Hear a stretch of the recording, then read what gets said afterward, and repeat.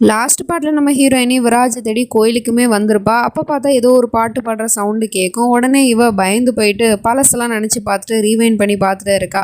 அதே சமயம் இந்த பக்கம் நம்ம ஹீரோ கிட்டையும் அம்மாக்காரவங்க நடந்த உண்மை எல்லாத்தையுமே சொல்லிடுறாங்க. அந்த மாதிரி விராஜ் நல்லா தான் இருக்கான், அவன் வந்து பிளான் பண்ணி தான் சியாவை வர சொல்லியிருக்கான், அவளோட உயிருக்கு ஆபத்து அப்படின்னு சொன்ன உடனே இவனுக்கு செம கோவம் வந்துடுது. விராஜ் ஒன்று நான் சும்மா விட மாட்டேன்டா அப்படின்னு சொல்லிட்டு கோவமாக வண்டி ஓட்டிட்டு வந்துட்டு இருக்கான். இந்த பக்கம் நம்ம ஹீரோயினியும் பாட்டு சத்தம் கேட்குது இல்லையா, ஸோ அது எங்கேருந்து கேட்குது அப்படின்னு சொல்லிட்டு வந்து பார்க்குறா. ஒருத்தவன் அங்கே நின்று பாட்டு பாடிட்டே இருக்கான். ஒருவேளை இது ராஜா இருக்குமோ அப்படின்னு சொல்லிட்டு பக்கத்தில் போனால் அந்த பையன் பாட்டு பாடிட்டே தூரமாக போயிடுறான். அதுக்கப்புறம் பார்த்தா இன்னொருத்தவனும் அதே பாட்டை தான் பாடுறான். இப்படி ஒவ்வொருத்தவனுங்களாம் நின்றுக்கிட்டு மூளைக்கு மூளை பாட்டு பாடிட்டு இவளை வந்து குழப்பிட்டு இருக்கானுங்க. எதுக்கு இப்படிலாம் பண்ணுறானுங்க அப்படின்னு தெரியல.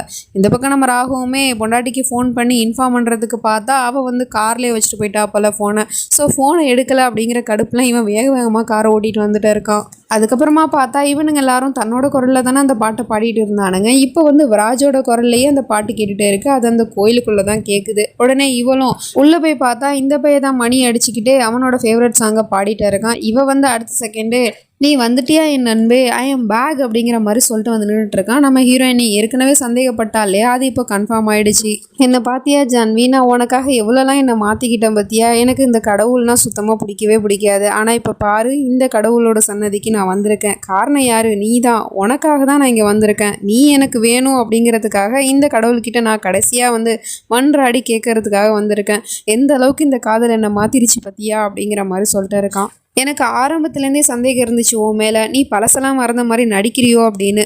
இப்போ அது கன்ஃபார்ம் ஆகிடுச்சு. திரும்பவும் அந்த குடும்பத்தில் இருக்கவங்க எல்லாரையும் நீ ஏமாத்திருக்கல நடிச்சு அப்படின்னு சொல்லிட்டு இருக்கா. நீங்கள் பாரு ஜான்வி, ஃபஸ்ட்டு என்னமோ நான் நடித்து அந்த குடும்பத்தில் இருக்கவங்கள ஏமாத்தினேன், அது என்னமோ உண்மை தான், நான் ஒத்துக்கிறேன். ஆனால் இந்த தடவை நான் நடிக்கவே இல்லை. நான் உண்மையிலே குழந்தையா நான் மாறிட்டேன். அதுக்கு காரணம் வந்து ராணா, அந்த ஏசிபி தான் எனக்கு பழசெல்லாம் மறக்கிறபடி கரண்ட் ஷாக்கை கொடுத்து எல்லாத்தையும் மறக்கடிச்சிட்டான். ஆனால் திரும்ப வந்து நீங்கள் என்னை அழைச்சிட்டு போய் ஹாஸ்பிட்டலில் சேர்த்தீங்க இல்லையா, அப்போ எனக்கு திரும்ப ஹாஸ்பிட்டலில் கரண்ட் ஷாக் கொடுத்தாங்க. அப்போவே எனக்கு எல்லாம் ஞாபகம் வந்துருச்சு. நான் உண்மையை ஒத்துக்கிறேன் தான், நான் இல்லைன்னு சொல்லலையே அப்படிங்கிற மாதிரி சொல்லிட்டு இருக்கான். சரி, இப்போ உனக்கு என்ன வேணும் அப்படின்னு கேட்டால், என்ன ஜான்வி இப்படி நீ கேட்டுட்டு இருக்க, உன்னோட புருஷன் உங்ககிட்ட அப்படி என்னத்தை பெருசாக கேட்டுற போகிறான். இங்கே பாரு, இப்போ உன் கண்ணு முன்னாடி 2 கடவுள் இருக்கிறாங்க. ஒரு கடவுள் வந்து உனக்கு என்னெல்லாம் தேவையோ அதெல்லாம் கொடுப்பாரு. இன்னொரு கடவுள் உனக்காக இந்த உலகத்தையே, ஏன் அவரோட உயிரையே கொடுப்பாரு. அது வேற யாரு, இந்த விராஜ் டோப்ரால் தான் உன்னோட புருஷன். இதில் யாரை தேர்ந்தெடுக்க போற அப்படின்னு கேட்டுட்டு இருக்கான். ஒரு திருத்தம், நான் உன்னோட முன்னாள் மனைவி, நீ என்னோட முன்னாள் கணவன், அதை ஃபஸ்ட்டு தெரிஞ்சுக்கோ. இப்போ நான் ஜான்வியும் கிடையாது, உன்னோட பொண்டாட்டியும் கிடையாது, நான் இப்போ சியா, ராகுவோட மனைவி. அதை ஃபஸ்ட்டு ஞாபகத்தில் வச்சுட்டு அப்புறம் இதெல்லாம் பேசு அப்படின்னு சொல்லிட்டு இருக்கா. இங்கே பாரு ஜான்வி, நீ எதுக்காக என்னை புரிஞ்சிக்கவே மாட்டேங்கிற.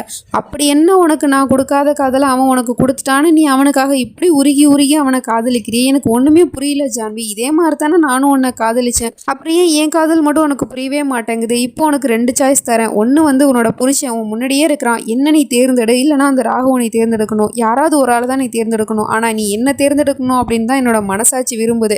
அதனால நீ அதைத்தான் பண்ணணும் அப்படிங்கிற மாதிரி சொல்லிட்டு இருக்கான். ஸோ அப்போ நம்ம ஹீரோயினியும் ராகு அப்படின்னு சொல்கிறா. நீ என்ன திரும்பவும் ராகுன்னு பேசிட்டு இருக்க, அவனை விடு, அந்த பையில விடு.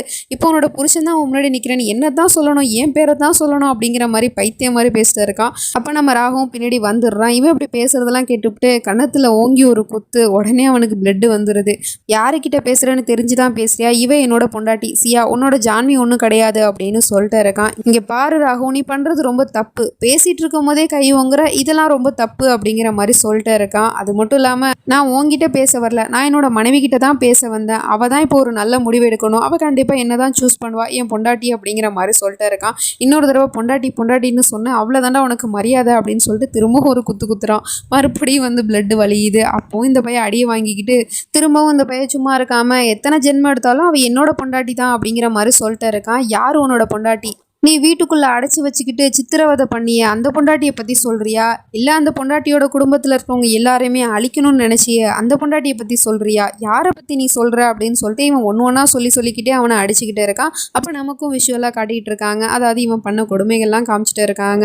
அப்புறம் அவனை அடித்தா அவன் நேராக நம்ம ஜான்வியோட காலில் போய் விழுந்துக்கிட்டு, இங்கே பாருமா உன்னோட புருஷனையே அடிக்கிறான், நீ வேடிக்கை பார்த்துட்டு இருக்கிறியா அப்படிங்கிற மாதிரி சொல்லிட்டு அவளோட கையை பிடிச்சிட்டு விட மாட்டேங்கிறான். உடனே நம்ம ராகுவுக்கு கோவம் வந்துடுது. அவனை அப்படியே பிடிச்சி தரத்தரன்னு இழுத்துட்டு வந்துட்டு சொல்லிட்டு அப்படியே படிக்கட்டுலேருந்து கீழே தள்ளி விட்டுட்டு இவங்க 2 பேரும் கை கோர்த்துட்டு அப்படியே கீழே நடந்து வந்துட்டு இருக்காங்க. இந்த பையன் எப்படி அடி வாங்குறத பார்க்கும்போது நமக்கே கொஞ்சம் பாவமாக தான் இருக்குது. ஆனால் இவன் பேசின பேச்சுக்கு வாங்க வேண்டியதான் அப்படிங்கிற மாதிரி தான் இருக்குது. அப்போ ஃப்ரெண்ட்ஸுமே வந்துடுறாங்க.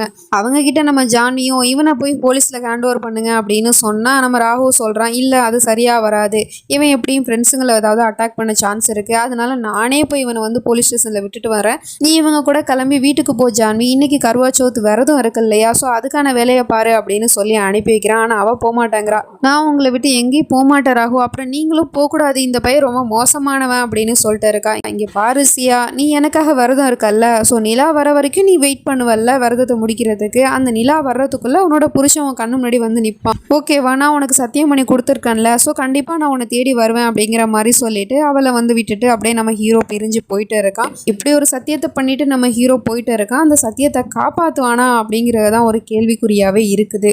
நம்ம ஜான்வியும் வீட்டுக்கு வந்து நடந்த எல்லா விஷயத்தையுமே சொல்லிடுறா. நீ நல்லா இருக்கியாமா அப்படின்னு கேட்டால், என்ன கரெக்டான நேரத்தில் வந்து ராகுவை காப்பாற்றிட்டாரு, நான் நல்லா தான் இருக்கேன், அது மட்டும் இல்லாமல் அந்த விராஜையும் பிடிச்சாச்சு, அவனை போலீஸில் ஹேண்ட் ஓவர் பண்ணுறதுக்காக ராகுவை போயிருக்காரு அப்படின்னு சொல்லிட்டு இருக்கா. ஸோ இதெல்லாம் கேட்டதுக்கப்புறம் மாமியாருக்கு இப்போ தான் கொஞ்சம் நிம்மதியாகவே இருக்குது. ஒரு வழியாக அந்த விராஜை பற்றின உண்மை தெரிஞ்சு போயிடுச்சு. அதனால நம்ம ராகுவும் வந்து ஜெயிலுக்கு போக மாட்டான். அது மட்டும் இல்லாமல் இப்போ நீயும் சேஃப் ஆகிட்ட, இப்போ தான் எனக்கு நிம்மதியாகவும் சந்தோஷமாகவும் இருக்குது அப்படின்னு சந்தோஷப்பட்டுட்டு இருக்காங்க. சரி வாங்க நம்ம வந்து கருவாச்சவுத்து விரதத்தை முடிக்கணும் இல்லையா, அந்த வேலையை பார்ப்போம் அப்படின்னு சொல்லிட்டு இங்கே பரபரப்பாக போயிட்டு இருக்கு. அதே சமயம் இவங்க 2 பேரும் காரில் போயிட்டு இருக்காங்க. நம்ம ஹீரோ காரை ஓட்டிட்டு போயிட்டு இருக்கான். அப்போ இந்த பையன் சும்மா இருக்காமல் ஹேண்ட் பிரேக்கை பிடிச்சி இழுத்துடுறான். அது கார் போய் நேராக ஒரு மரத்தில் இடிச்சிருது. இந்த பையன் வேணும்னே தான் தப்பிக்கிறதுக்காக இப்படி ஒரு வேலையை பார்த்துருக்கான் அப்படின்னு சொல்லிட்டு அவனோட கையை கட்டி போட்டுட்டு நம்ம ஹீரோ தான் அந்த காரை வந்து சரி பண்ணிட்டு இருக்கான். அப்போ இவனும் கேட்குறான், எனக்கு உன்னை பார்த்தா ரொம்ப பொறாமையாக இருக்கிறாகும், ஏன் பொண்டாட்டி என்னை விட ஒன்று அதிகமாக காதலிக்கிறா, இப்படி ஒரு காதலை என் கூட வாழும்போது கூட அவள் காட்டினதில்லை, ஆனால் உனக்கு ஏதாவது ஒன்றுனா அவள் ரொம்ப துடிச்சு போயிடுறா, இதுதான் ஒரு வேளை காதலோ அப்படிங்கிற மாதிரி கேட்குறான். அதுதான்டா உண்மையான காதல், ஆனால் நீ சொல்லிட்டு இருந்த பத்தியா ஜான்வியை காதலிக்கிறேன் அப்படின்னு சொல்லிட்டு, அது உன்னோட பிடிவாதம் தான், அது காதல் கிடையாது அப்படிங்கிற மாதிரி பேசிகிட்டே இருக்கான். இந்த பக்கம் வீட்டில் விரதத்தை முடிக்கிறதுக்காக எல்லா ஏற்பாடும் பண்ணியிருக்காங்க. ரொம்ப கிராண்டாக நடந்துட்டு இருக்கு. அது மட்டும் இல்லாமல் நம்ம ஹீரோனோட அம்மாவுமே வந்திருக்கிறாங்க. பொண்ணு ஆசீர்வாதம் பண்ணிட்டு இருக்காங்க. என்னதான் சந்தோஷமா இருக்கிற மாதிரி வெளியில் காமிச்சிக்கிட்டாலும் நம்ம ஹீரோனோட உண்மையான சந்தோஷமே புருஷங்காரன் தானே. ஸோ அவன் எப்போ வருவான் அப்படின்னு சொல்லிட்டு வாசலையே பார்த்துட்டு இருக்கிறா. அதே சமயம் இந்த பக்கம் நம்ம ராகவும் காரை ரெடி பண்ணிவிட்டு காரை ஸ்டார்ட் பண்ணலாம் அப்படின்னு போகும்போது 4-5 அடியாட்கள் வந்து கத்தி கம்பு அப்படின்னு சொல்லிட்டு என்னென்னமோ ஐட்டத்தை எடுத்துகிட்டு வந்து நின்றுட்டுருக்காங்க. ஸோ இவனுங்க எதுக்கு வந்திருக்காங்க அப்படின்னு தெரியல. ஒருவேளை விராஜோட ஆளாக இருக்குமோ அப்படிங்கிற மாதிரி தான் இருக்குது. அவனுங்க ஏன்னா விராஜ் இருக்கிற தசம் பக்கம் போல் நம்ம ராகவை தான் அப்படியே சுற்று போட்டுட்ருக்கானுங்க. அதுக்கப்புறம் ஃபைட் சீன் நடக்குது. மாறி மாறி 2 பேரும் சண்டை போட்டுட்ருக்கானுங்க. இந்த பக்கம் இந்த பையலும் வந்து காருக்குள்ளே இருக்கிறான். பட் இதெல்லாம் வேடிக்கை தான் பார்த்துட்டு இருக்கான். கொஞ்ச நேரம் கழிச்சு காரை விட்டு வெளியே போகணும் அப்படின்னு தோண்டிட்டு இருக்கு போல். ஆனால் இவனோட கைவரப்பை கட்டப்பட்டு இருக்கு இல்லையா, ஸோ அதனால் என்ன பண்ணுறதுன்னு முழிச்சிட்டு இருக்கும் போது இருக்கவே இருக்குது நம்மளோட கத்தி, எதுக்கு நமக்கு கவலை அப்படின்னு சொல்லிட்டு அவன் வச்சிருக்க அந்த கத்தியை வச்சுட்டு கை கட்ட அறுத்துக்கிட்டு இருக்கான். நம்ம ஹீரோவுமே அவனுங்க கூட சண்டை போட்டுட்டு இருக்கான். அப்போ வந்து பார்த்தா ஒருத்தவங்க முதுகை காட்டி வெட்டிடுறான். அடுத்த செகண்டே நம்ம ஹீரோயினுக்கு இங்கே ஃபீல் ஆகுது ஏதோ தப்பு நடக்க போகுது அப்படின்னு சொல்லிட்டு. ஏன்னா விளக்கு வந்து ஏற்றும் போது நம்ம ஹீரோயினோட கையில் சுற்றுது. என்ன நடக்குது அப்படிங்கிறது ஒன்றுமே புரியல. நம்ம ஹீரோயினி வாசலை பார்த்துக்கிட்டே இருக்கிறா. புருஷனுக்கு எதுவும் ஆயிடக்கூடாது, அவர் நல்லபடியாக வீடு திரும்பணும் அப்படிங்கிற மாதிரி பார்த்துட்டே இருக்கிறா. அதே சமயம் இந்த பக்கம் இந்த பையலும் வந்து கயிறை அவுத்துட்டான் போல். அப்படியே கார்லேருந்து இறங்கி வந்த அடுத்த செகண்டே கத்தி எடுத்துக்கிட்டு அப்படியே நம்ம ராகவை நோக்கி தான் வந்துட்டு இருக்கான். ஸோ என்ன பண்ண போகிறான்னு தெரியல. அப்போ நம்ம ராகவை கொலை பண்ண போகிறானா அப்படிங்கிற மாதிரி தான் இருக்குது. வெயிட் பண்ணி தான் பார்க்கணும். நெக்ஸ்ட் நினச்சி நம்ம அடுத்த பாட்டில் பார்த்து தெரிஞ்சுப்போம். அது வரைக்கும் பை ஃப்ரெண்ட்ஸ்.